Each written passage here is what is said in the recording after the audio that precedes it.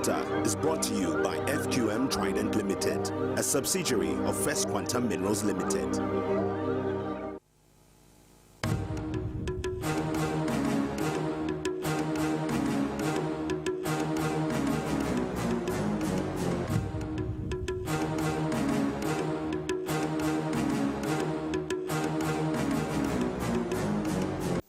Good evening. Thank you so much for joining me for this week's edition of Costa.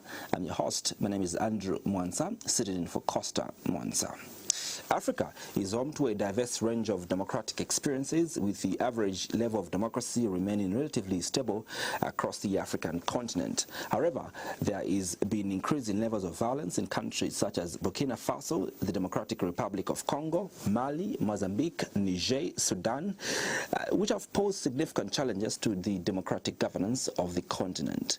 To address these issues and help strengthen democracy on the African continent, the Emeritus Parliamentarians in Africa for Democratic Governance has been formed. The organization, comprised of former African parliamentarians, is dedicated to promoting democratic governance, human rights, and the rule of law.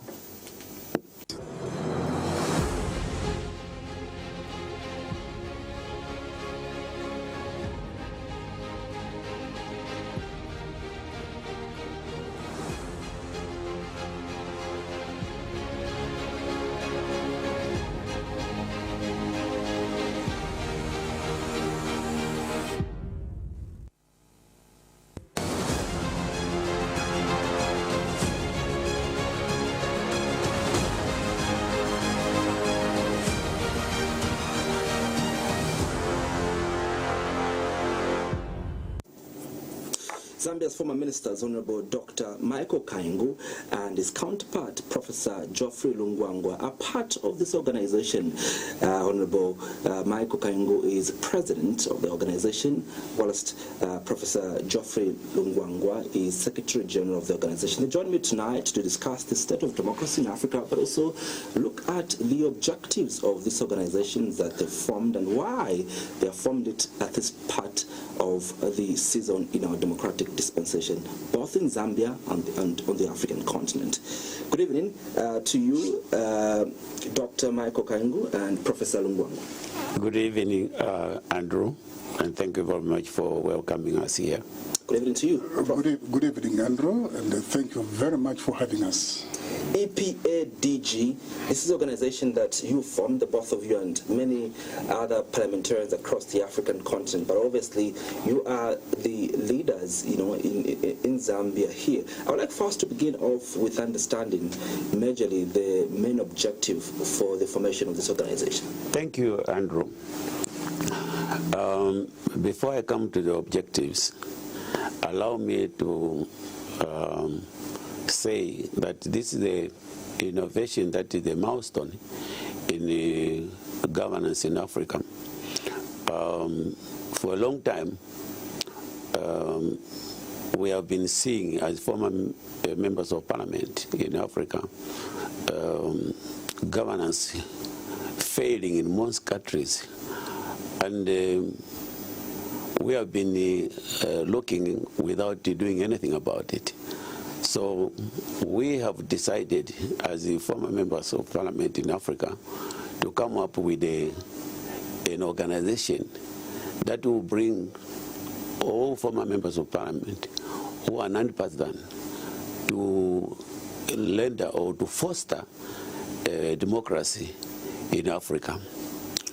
Our overarching, we have many objectives, but overarching objectives are to promote democracy. Yes. Our members leveraging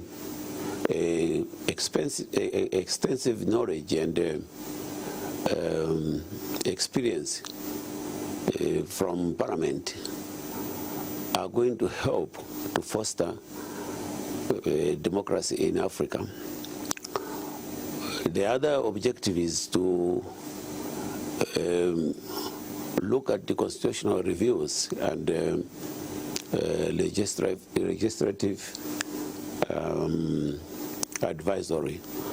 We are going to help African countries, especially those who need their constitutional reviews to review them. We are going to help countries to look at their electoral laws so that the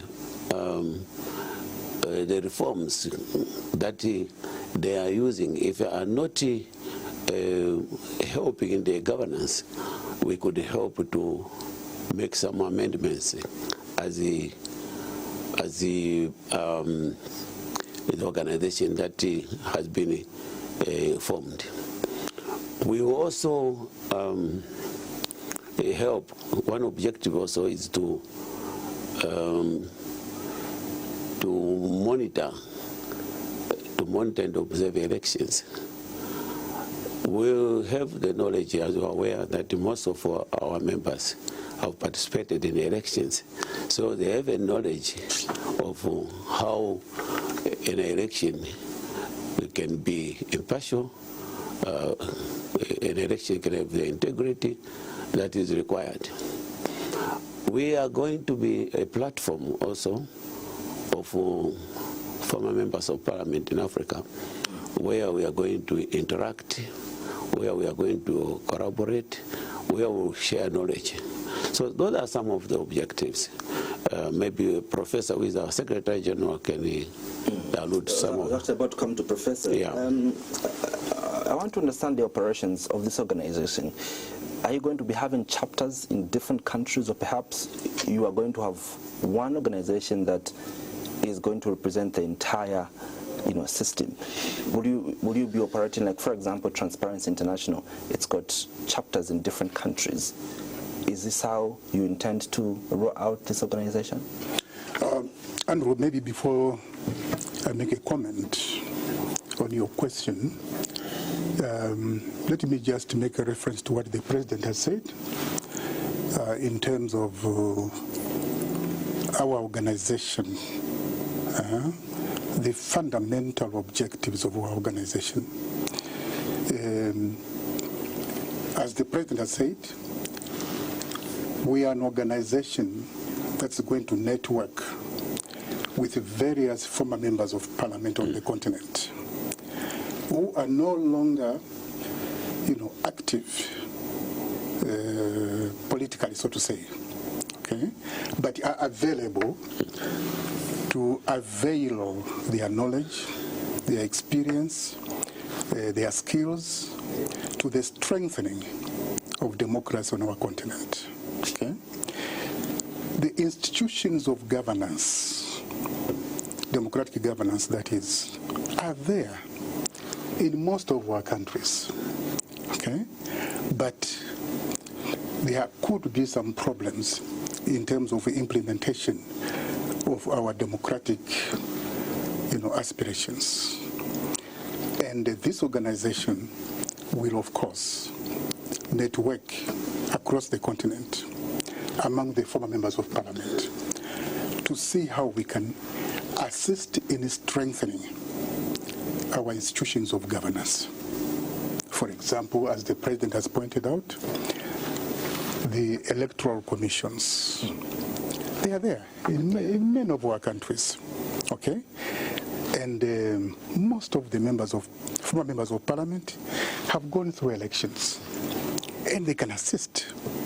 They are available to assist, institutions like our electoral commissions and many other institutions of governance. So that's why an institution like this one is an innovation on the continent of Africa. It is the first of its kind on the continent of Africa. Now, coming to your second question, how are we going to operate? Yes, as you know, the African continent is big. We have 5 regions on the continent of Africa. Southern region where we are, the central region, eastern region, northern region, and western region. That's how the AU has subdivided the African continent. And clearly, in order for us to be effective, we are going to have, you may call it branches in these regions, so that we can have proper, effective coordination mechanism across the continent. You consistently mention, Doc, around the non-partisan stance that this organization is going to be characterized by. What is the importance of this particular characteristic that you're looking for in members of parliament? You mentioned, Prof, you mentioned that these MPs that you're going to be engaging with have to be non-partisan. Yes. Why do you see this as a very important factor? Our members are going to be more like referees. They cannot participate in the game. Our members must be seen to be impartial. They must be seen to be non-partisan. They should be seen to demonstrate that they are actually fair when it comes to dealing with the players or the stakeholders in the governance, and probably I should mention the political parties. So if somebody is partisan, he cannot also be impartial.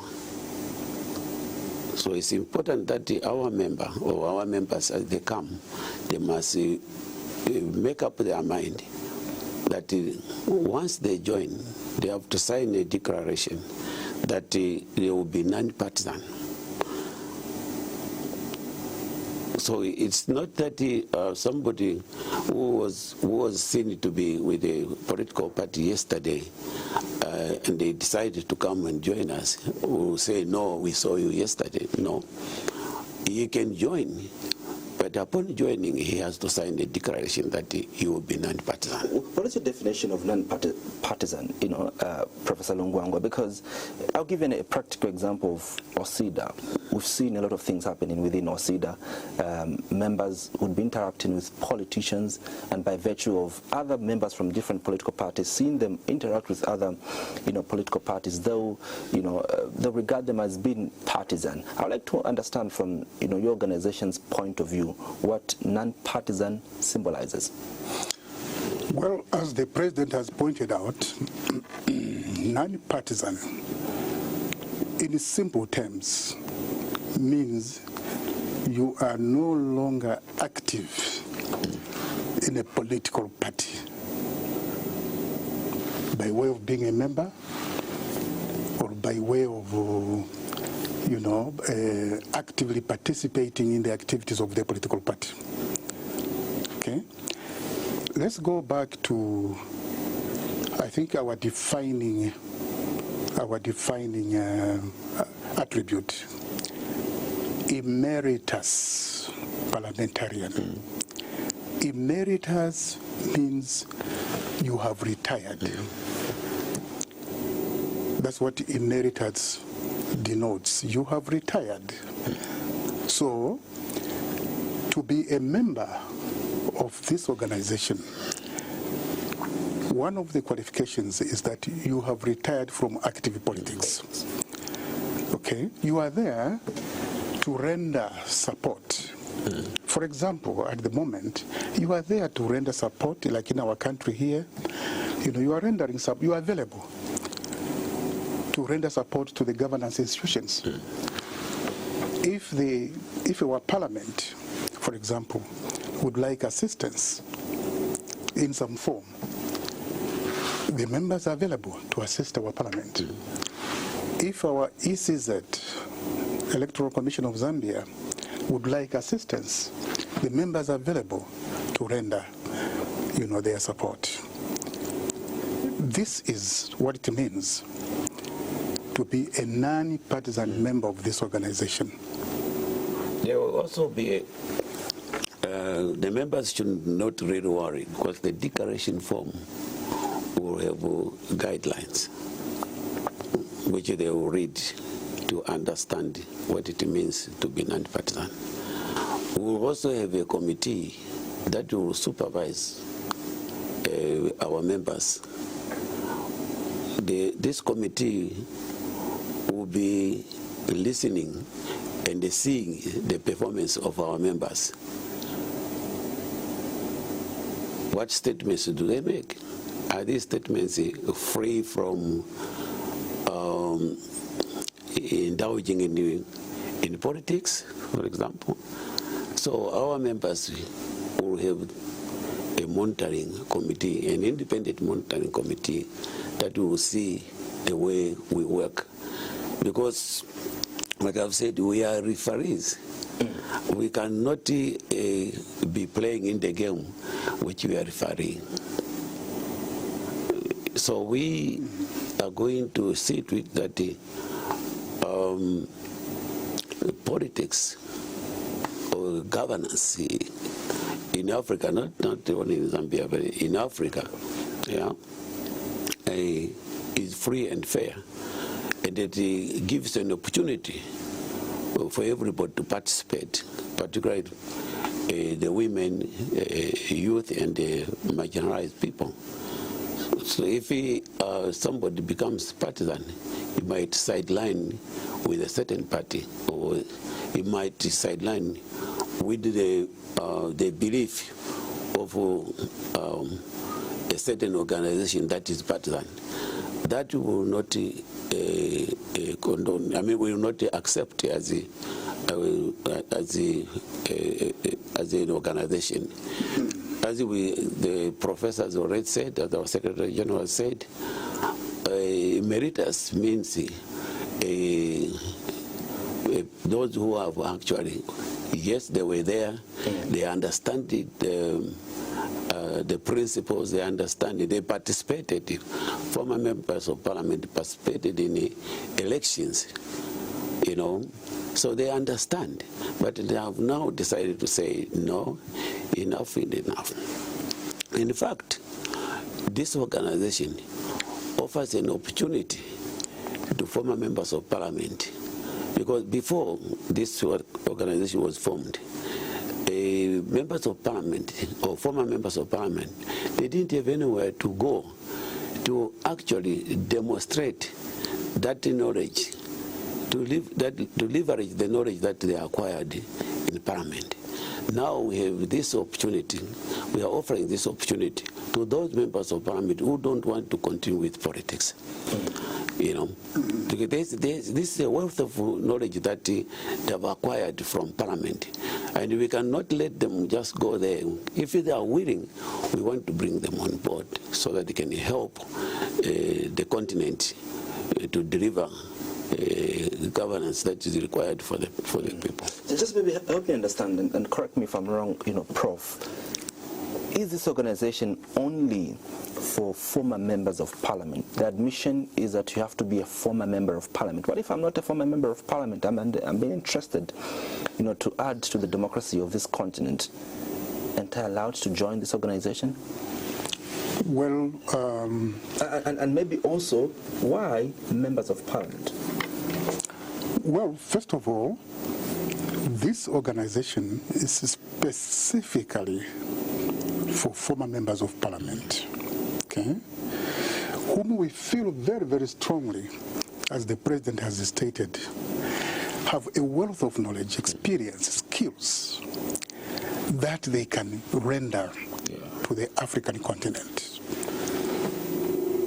Okay, so fundamentally, that is the starting point.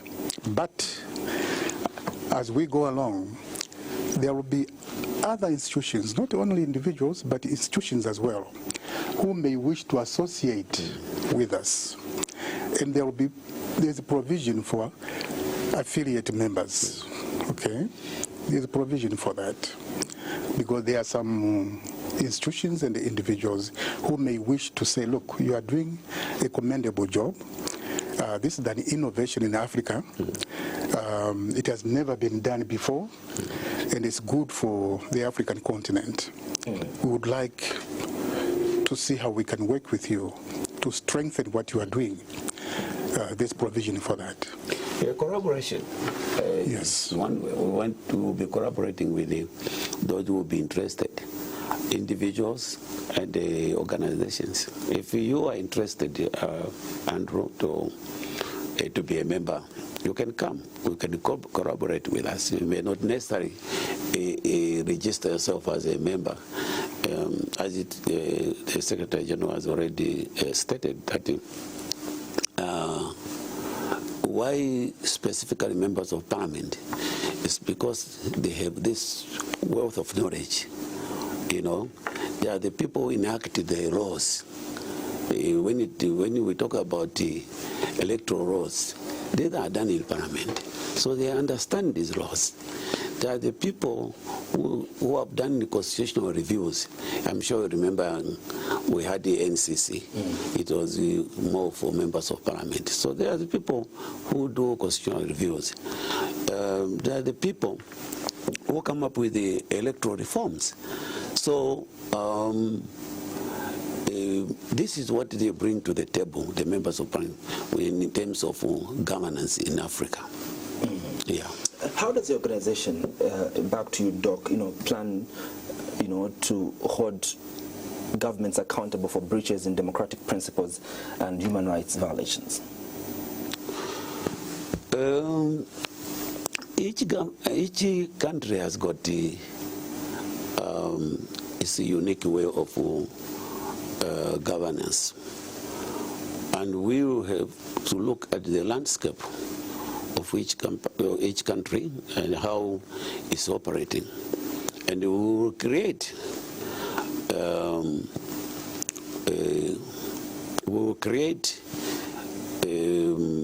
principles which they will follow.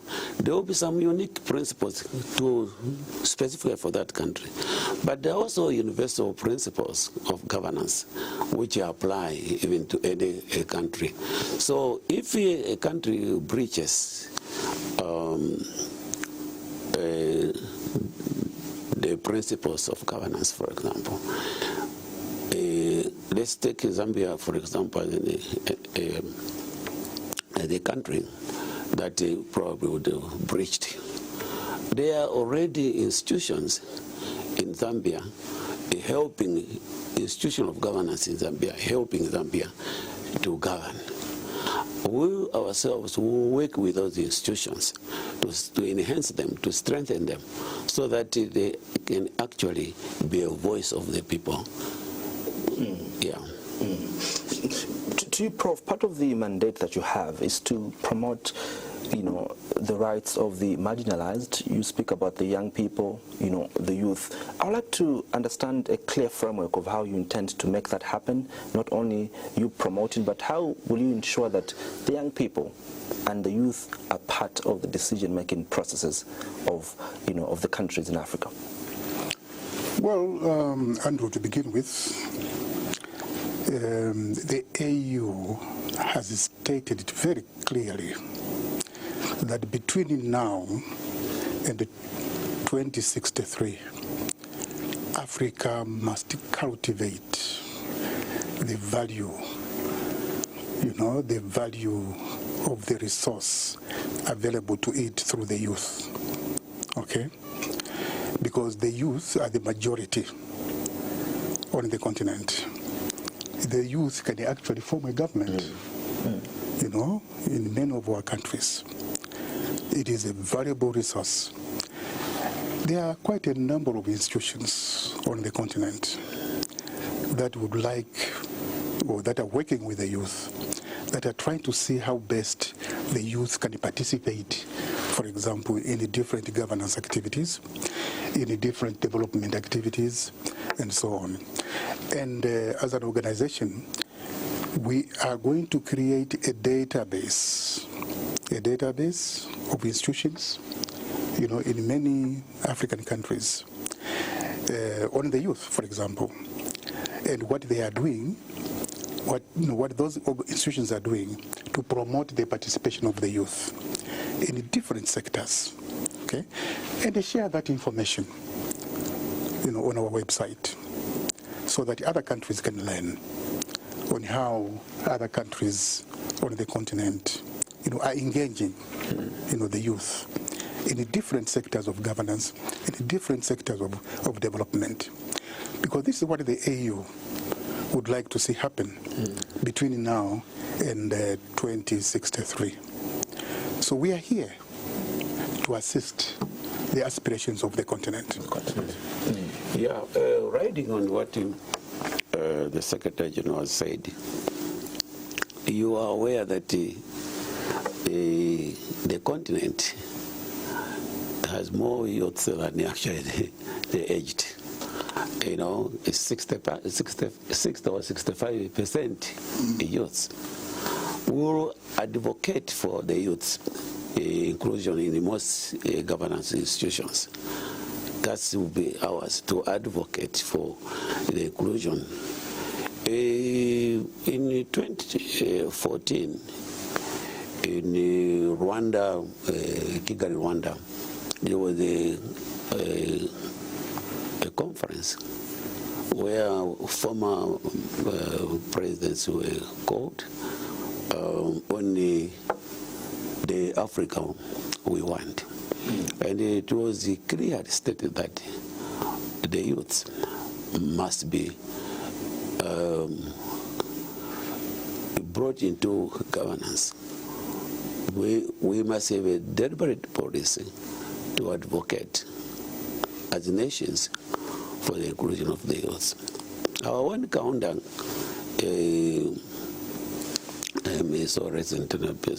he said that the youth are actually our future. If we don't calculate the leadership or governance in them, then we are dead. So we will advocate. Our organization will advocate for your inclusion in governance. How different is this advocacy, going to be? Because different civil society organizations across the African continent have been doing this, this same work of advocating for a space, for the space of young people and youth, in decision-making processes, of their respective, countries. How different is your advocacy going to be, really, Doc? And do we see it producing results? Yes, because and just on top of that, and do you think individual African countries have been very intentional, in making sure that the young people and the youth are part of the decision-making processes? Because the representation of young people across the parliaments on the African continent is less than 30%. We are lucky, and that's what we are saying. Emeritus parliamentarians, that's what they are bringing to the table. What has worked, for example, let's talk about, let's use even women as an example. In South Africa, they are at 43%. Here, I think we are at about 10 or 15% women in parliament. We'll bring former members of parliament from South Africa to the table to tell us how they have achieved this. You see, that's the uniqueness of our organization, because we have like minds, strong minds, who have gained information, the knowledge from parliament, working together to find out what is working in Botswana, what is working in Namibia, what is working in Angola, or what is working in Morocco. How have the people in Morocco achieved, for example, 60% of the youths in government? I'm just using them as an example. So we will be able to bring our colleagues to the table and help us with this advocacy. Yeah. Prof, are you worried about Africa's state of democracy at the moment? Well, Andrew, democratic development, is a continuous and a challenging, process. We cannot say that we have arrived. Just like the issue of the youth, which we have been discussing, okay? The AU would like to see African countries cultivating what it is calling the democratic dividend of the youth, okay? In terms of their energy, in terms of their aspirations for the future, in terms of, what they can do to contribute to their countries. It is a continuous process. All of us have to find innovative ways of engaging the youth so that we can cultivate what the AU is calling the democratic dividend of the youth. Okay? Equally, democratic development on the African continent, is a continuous process. it has its own challenges, okay, in terms of all countries fully realizing, democratic development. But we are here as Africans. We are here, to assist our continent. And that is what this organization would like to see, contributing to the development of the continent. The institution is here to stay. It is here to stay for the next hundreds of years. Yeah. I think it's just the question that you asked the professor. Maybe before I come to that question, I want also you to realize that our organization will do capacity building for the youths. We will engage actually institutions of learning, universities, to bring them to help them with the, to prepare them for leadership. So there will be capacity building. The question of whether we are worried about democracy on the continent, yes, it's true, we are worried, and this is the reason why we have come together to look at ways and means of improving. There are so many areas which are bringing this worry. For example, corruption. Corruption is eroding a democracy on the continent. So we are worried, and we'll look at this as we go on, as we interact, as we share knowledge. We'll see how we can help our countries to fight corruption, for example. The institutions are there, but I'm sure they need to be enhanced. So it's actually worrying that governance is being eroded because of corruption. Because the money that comes through corruption, it distorts what was supposed to be coming from the people. Yeah, because the guy who has got the person who has the money, whether is the person who has the knowledge and the intelligence that could help the people, would lose because the other guy has got enough money to buy his way to Parliament, for example. Do you think, Prof, regional bodies have done enough to address issues of deteriorating democracies on the African continent? Regional bodies like SADC, ECOWAS, just even our main body, the African Union. Do you think they've done enough to address concerns of deteriorating democracies on the continent? Well, Andrew, to begin with, yes, the AU and its regional bodies, have done a lot, to bring the continent where we are.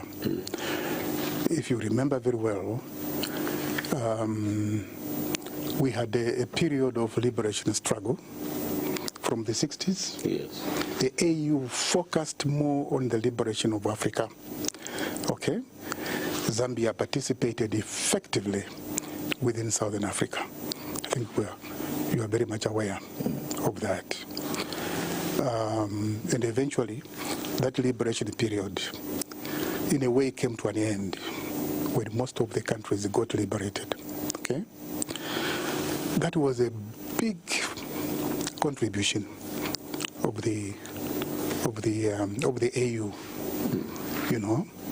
and of course now the focus is on development, including democratic, governance issues, ensuring that there's peace, on the continent, ensuring that development takes place. There are so many, organizations that have been formed at a regional level. For example, we have COMESA here in East and Southern Africa. We have ECOWAS. Okay, we have our SADC here. There are so many programs which are going on. Okay, to assist the development of... I think the reason I asked that, Doc, yes. is because there seems to be challenges, especially in the eastern part and the western part of Africa.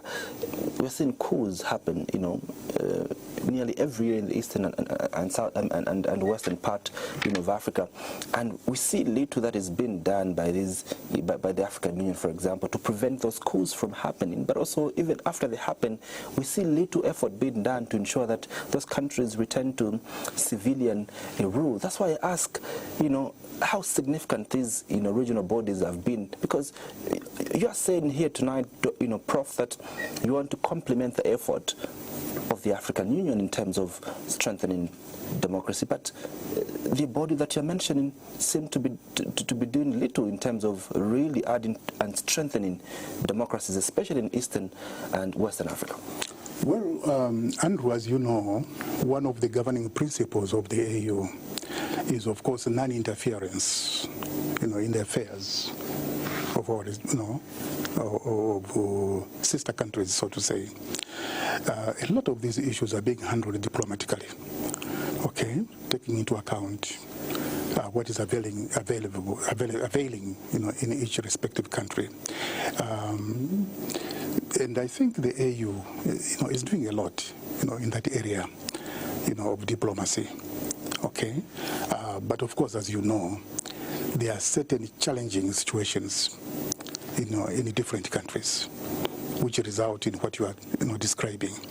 And these are issues which have to be addressed, I think, at the highest level of diplomacy, which our AU is, is trying its best to do. There are organs, AU organs, as the Secretary General said, focused on the democracy. Our organization brings, as we have already stated, former members of parliament to the table to see how we could help these countries which have failed in the democracy, in the governance. So we cannot say AU has failed ourselves, because we strongly believe that AU needs assistance, and that's what we are bringing. It's not Professor Lungwangwa or Kaingu. We have members, even from the areas you are talking about. They are former members, even in Burkina Faso, And there are good statements also coming from Burkina Faso. Remember, what actually brings these problems, maybe we have to examine the failing democracy in those countries. That's what probably has brought the cause to a level where Sankara, for example, had to say, we have to, or Sankara, or the current one, had to say, we have to choose either to give champagne to a few people or water to the many. Now, that statement says, it means quite a lot. It means that democracy could have failed. That's why the coup, I'm not supporting coups, but what I'm saying that where democracy fails, all systems go. It has failed, and that's what we want to insist, that Africa must promote a democratic governance. That's what we want to insist. So what you are saying is true, and we want to help and to work with or collaborate with the AU to find the reason why democracy is failing in these areas. We have, and we will not work alone. There are some former presidents who have won awards in governance. For example, President Chisano won the award of Mo Ibrahim. President Mohai, President Pohamba, President Pedro Mahama of Niger, President Ellen Johnson of Liberia. They won awards on democracy. And these are the people who want to collaborate with him as an organization. We work with them and find out why is that other countries are failing to implement the tenets of democracy. Yeah. How do you intend to work with civil society organizations across the African continent, to promote a much more inclusive political environment in those respective countries? Prof. Well, we are here to network with institutions which we feel are contributing significantly to the strengthening of democratic governance. So we shall identify those institutions and network with them on the various issues of governance. For example, matters to deal with elections, as an example, matters to deal with the capacity building, as the President has stated. Let me give an example. We are increasingly having young people getting into Parliament, okay? Many young people are getting into Parliament. To go back to the earlier topic of the youth, okay? And we have a wealth of experience there. People who have been in Parliament for 10 years, 15 years, 20 years, and so on. That wealth of experience they have, can be transferred to the young people who are, getting into Parliament as young parliamentarians, by way of capacity building, by way of orientation, and so on. There are other organizations which probably are doing that at the moment, and we are here to work with such organizations so that we can strengthen, for example, the capacity of young people who are in Parliament. So those are just a few examples that we can give, but there are many. There are not, as the Secretary General said, Andrew, there are many organizations, civil society organizations, including the churches. They are already doing quite a lot, and we are not coming here to invent the wheel. We are coming here to enhance their capacities by bringing this knowledge that we have gained from Parliament. We have the knowledge, we have the experience. We will bring this to Piero Lumumba. I think you follow him also. He has stated that we have institutions in Africa. The problem of Africa is not the lack of institutions. We have the institutions, but the institutions lack implementation. And for us, emeritus parliamentarians, this is the gap that we want to fill. Lack of implementation. The institutions that are there, why are they not implementing, to achieve the total governance? That gap that they have left, that's what we want to fill in. Yeah. So Southern Africa seems to do a little bit well in terms of strengthening our, our democracy and just avoiding coups. Or someone would argue that what had happened in Zimbabwe is equally a coup, but also a bit of instability, in the eastern part of Congo there in Goma, where we've got the M23 and other rebel groups. But largely, Southern Africa has been known to be a beacon of peace in Africa. Well, Eastern and Western have been seen to be quite, unstable. What would you, make reference to as the reason for why Southern Africa seems to be doing better in terms of avoiding, coups, Prof? Well, there are different historical circumstances. This is a very wide topic, For example, when you go to West Africa, and a part of East Africa or Central Africa.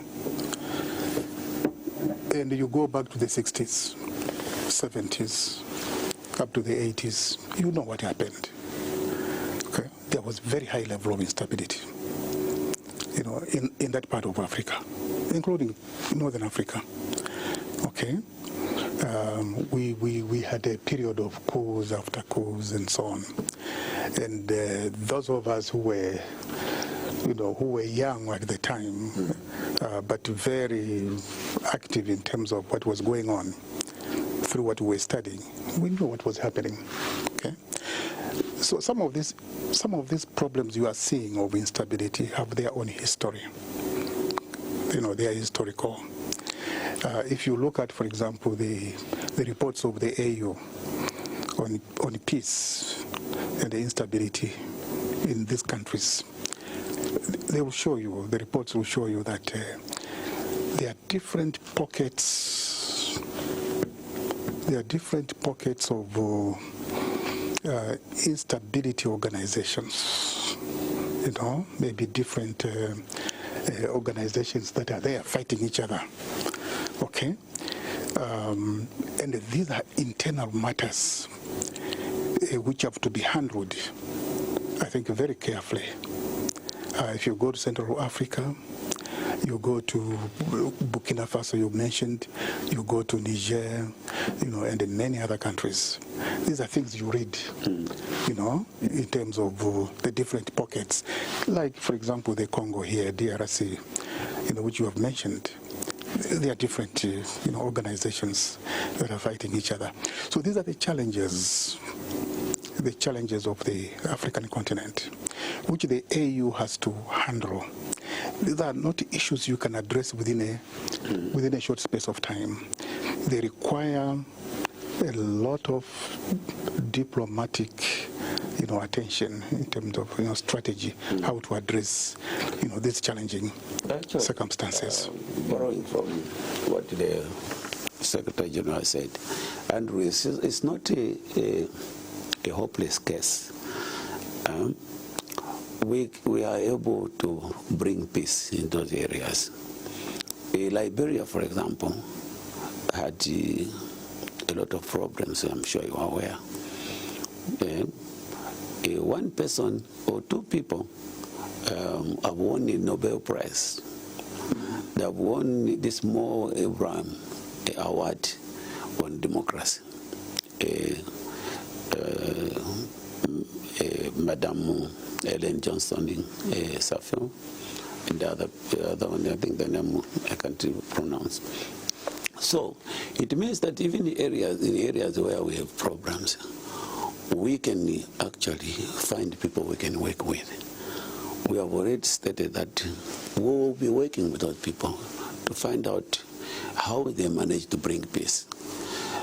President Chissano in Mozambique brought Frelimo and Renamo together, and they created peace, democratic peace. So it can be done. All we need to do ourselves as emeritus parliamentarians is to engage organizations like or people like President Chissano, find members of parliament in there, or former members of parliament in there. The president himself is still there, although he's now 84 years old, he's still there. We are able to work with him. Former President Ellen Johnson, she's still there, we are able to work with her. How did she manage to bring peace? How did the President Chissano manage to bring peace? Even the President Pohamba in Namibia, there were problems in Namibia. He brought peace in there. So it's not a hopeless case. We are able to actually intervene. All we need to do as emeritus parliamentarians is to bring these people, to work with them, to collaborate with them, so that we can borrow brilliance from them, and take what happened in working with the President Chissano, take that to Burkina Faso. Yeah.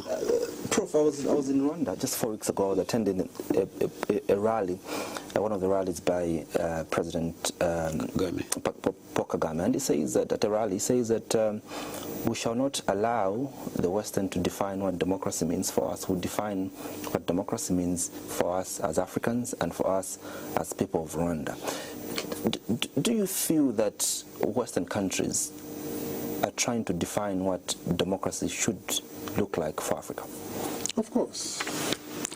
Of course. Western countries have been trying to define what democracy should be in Africa. Okay? From the beginning. And Paul Kagame was right. As Africans, we have to find, the democratic space and what works for us.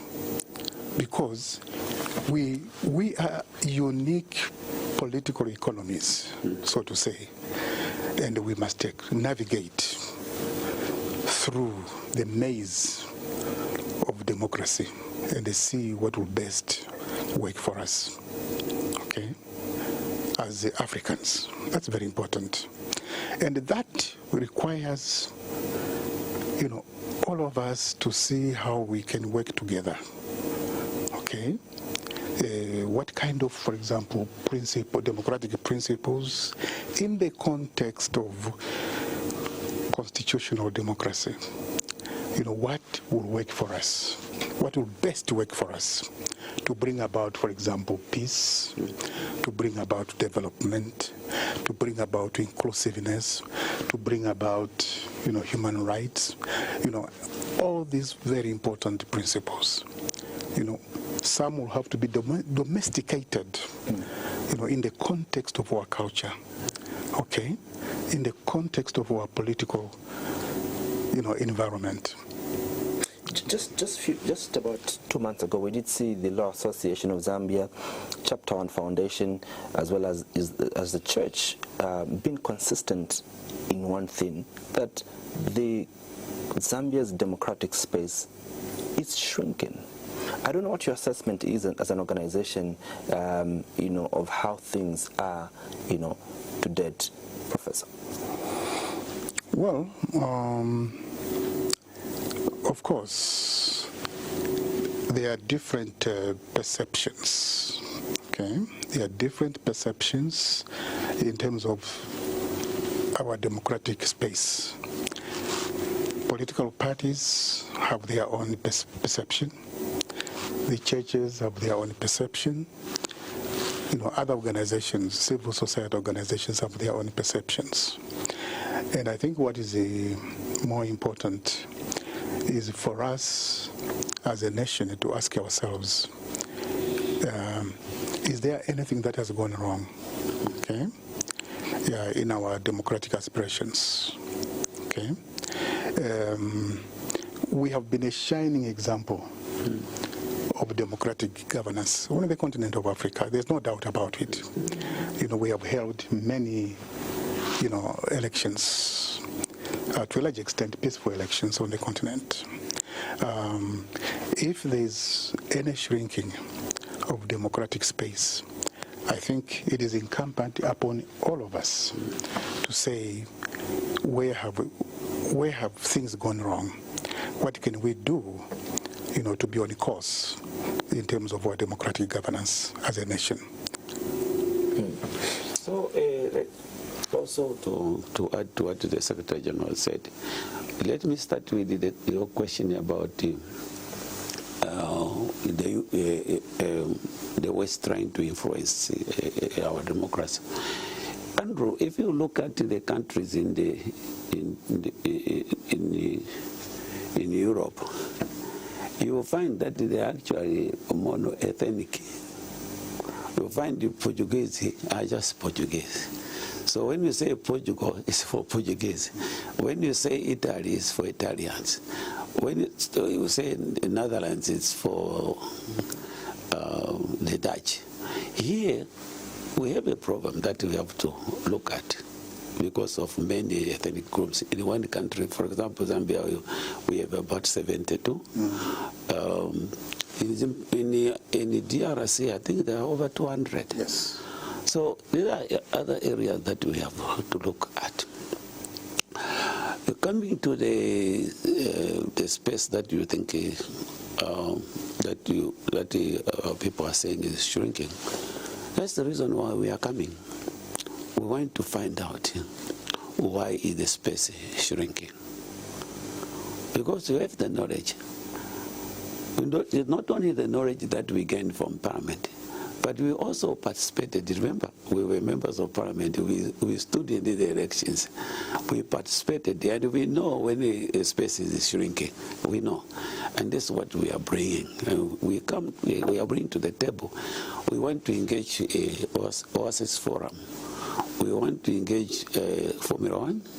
Chapter 1. We want to engage. Actually, we are going to engage the three mother bodies, church mother bodies. We want to engage with them to find out why, if the space is shrinking, why is it shrinking, and what should we do as people participated in the elections before? You know, how can we make the space free and fair, so that all the people participate? Because fundamentally, that's the formation of this group, to see to it that there's space for everyone to participate, to be free to bring democracy to governance to the people. The people must have their own choice without being influenced by unnecessary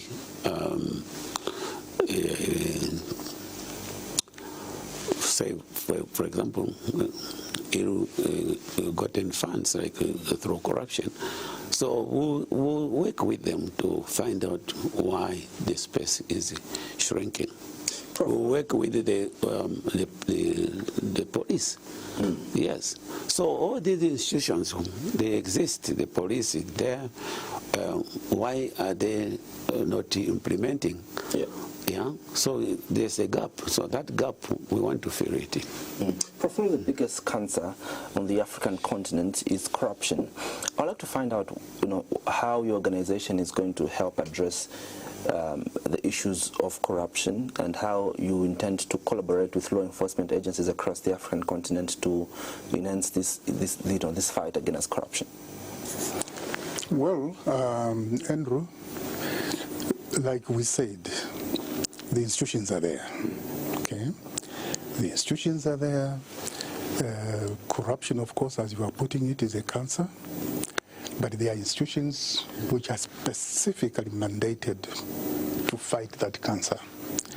And our responsibility is to say, how well are you as institutions, fighting the cancer of corruption?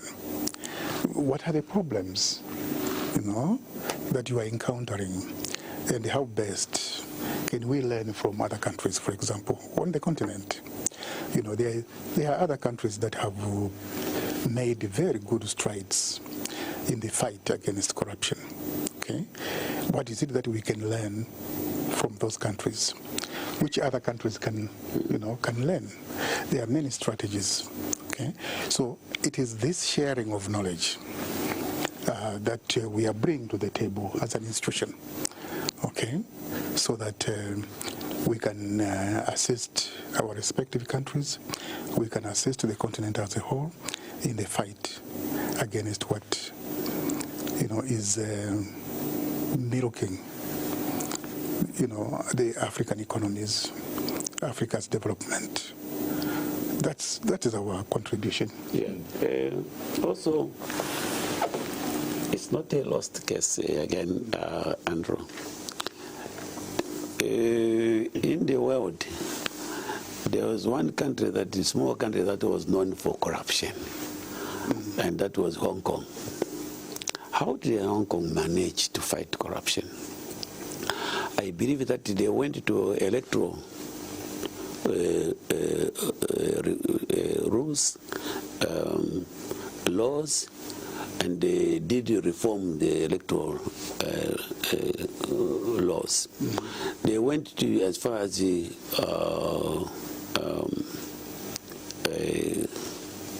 education system.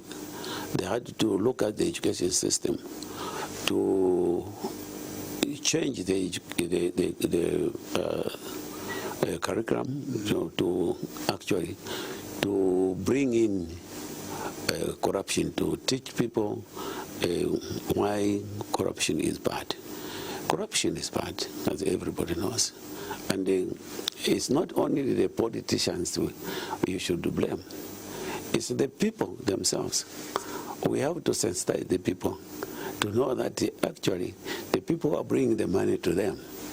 It's the money they bring is nothing compared to what they have taken. And if they can resist, because that's why the reforms come in, to sensitize the people, to tell the people that you must resist. We need to change the laws, maybe. We have to discuss with the others. Can we still allow politicians to give T-shirts, to give food? Right? Because that's why corruption is coming in, because the person who has got more T-shirts, more chitenge, more food, more money, wins the elections. So when we talk about corruption, it's not just the institutions, but even the people themselves must reflect that by receiving these campaign materials, they are actually accepting corruption. The institutions also, what is actually now worrying, maybe in the case of Zambia where I live, is that the institutions are there, as the Secretary General said, but they are not actually performing. And why are they performing? Either they are conniving with the corrupt, or they fear for their jobs. You understand? Yeah, they fear for their jobs. And now what we are seeing is that men and women are being removed in those institutions. But those who are being appointed are actually going there as seeing an opportunity also to get rich. You understand? And when we look at the whole process, it's not only the institutions of ACC or the police, but now we are seeing that the road is even going to the judiciary. We are not saying that every magistrate is corrupt. I mean, we have seen some magistrates who have come out and they have sentenced the people who are perceived to have been corrupt. But we are seeing also that the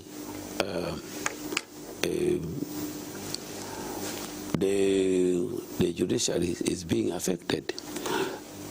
You see, corruption is there even in Europe. But the corruption here in Africa is so crude that even you can see it. It's not hidden. Even an ordinary person can see that this person didn't have 9 cars or 10 cars or 20 cars. But all of a sudden, because he has gone into politics, he has 20 cars, he has 10 vehicles, 10 houses. So it's so crude that everybody can see. And because of that, the people are losing confidence in the institutions. Yeah, so we have to come in as emeritus to enhance this gap, to fill in this gap of implementation. Why are people not implementing? Your concluding remarks and the expectations for this, giant organization that is yet to be formed. Well, first of all, it's formed already and registered. Yes, we are here to stay, Andrew, as an institution for the benefit of Mother Africa in strengthening our democratic governance. And of course, we are going to work very, very, very quickly with other colleagues on the continent, former members of parliament. We are going to work very, very quickly with various organizations, beginning with the AU and the various regional bodies, so that our organization can quickly take root in the different parts of the continent. We are going to work very, very quickly with the media yourselves, so that our mission and the vision, as the President has stated, can spread, within our country here and the continent as a whole. So we are very grateful that this is the first, as it were, media encounter with the Diamond TV about our organization. And we hope that you will continue, to spread the news on who we are and what we would like to see happen for the development of our mother continent. Doc, concluding remarks? Yes, there's very little to add, really. But the Secretary General said that we have many parliaments. We have regional parliaments. There are about 6 regional parliaments. Other than SADC, we have the main one, which is Pan-African. We have also, each region has got a parliament that we are going to engage to find the members to work with. What is important is to bring this knowledge that was acquired from Parliament to help in the governance, to collaborate with the people who have already mentioned, the Formula 1, the OASIS. In Zambia, those are the ones, but in Botswana, I'm sure that they have their own names. And we'll also work with these laureates, like President Chisano, President, I don't know if you know Mo Abraham Award. We'll engage them. We want to work with them. Our organization is going to look for a patron who is a former president, and that former president should have excelled and recognized countrywide, continentally, and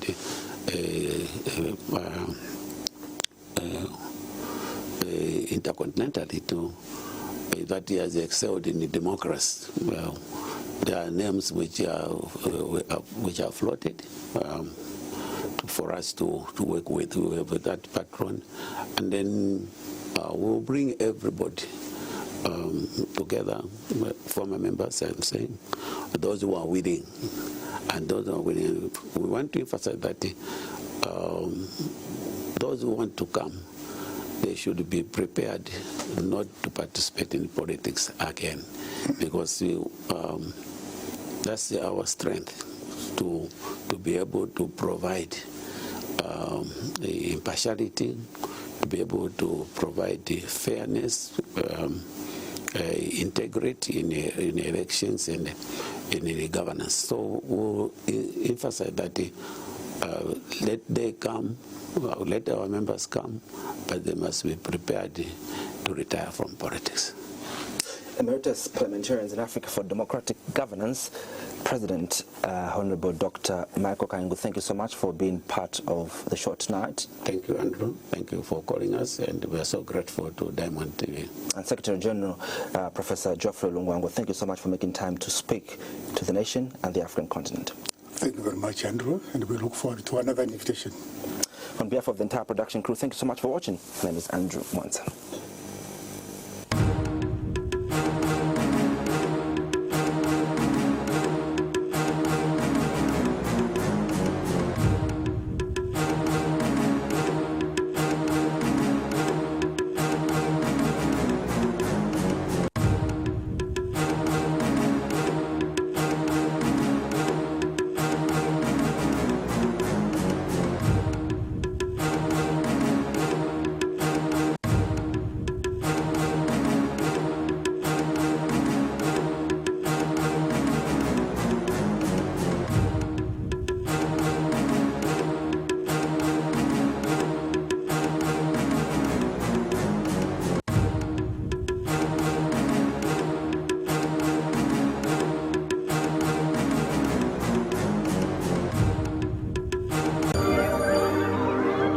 Costa was brought to you by FQM Trident Limited, a subsidiary of First Quantum Minerals.